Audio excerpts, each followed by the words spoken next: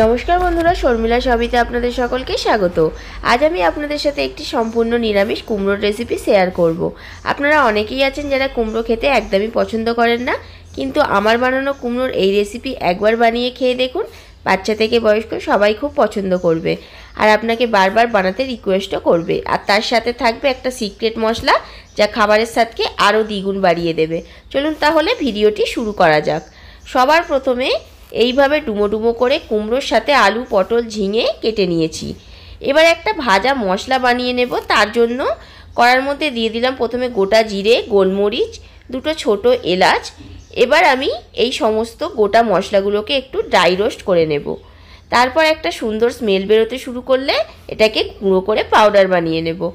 এরপর কড়াইয়ে তেল দিয়ে একটা শুকনো লঙ্কা, হাফ চামচ পাঁচফোড়ন দিয়ে দিলাম কেটে রাখা পটল। দিয়ে দেওয়ার পরে ভালো করে পটলগুলো লাল করে ভেজে নিচ্ছি। এরপর আলু আর কুমড়ো দিয়ে আবারও আমি সমস্ত কিছুকে একটু মিনিট 5 ধরে ভেজে নেব। এরপর আমি এখানে দিয়ে দেবো আগে থেকে ভিজিয়ে রাখা কাঁচা ছোলা আর কাঁচা বাদাম।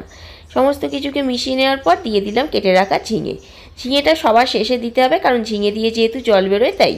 এবার পরিমাণ মতো হলুদ গুঁড়ো, পরিমাণ মতো নুন, হাফ চামচ দিয়ে দিলাম যে ড্রাই রোস্ট করা মশলাটা, সেই মশলাটা, আর দিলাম হাফ চামচ চিনি। যেহেতু নিরামিষ তরকারি তাই এখানে চিনি একটু ব্যবহার করতেই হবে। সমস্ত কিছুকে ভালো করে মিশিয়ে নেওয়ার পর দিয়ে দিলাম 1 চামচ আদা বাটা। আদা বাটা দেওয়ার পর সমস্ত সবজিগুলোকে এবার ভালো করে আমি কষিয়ে নেব। এরপর এখানে 4 থেকে 5টা কাঁচা লঙ্কাকে এইভাবে দিয়ে দিলাম। আপনারা চাইলে কিন্তু কাঁচা লঙ্কা আদার সাথেও বেটে দিতে পারেন।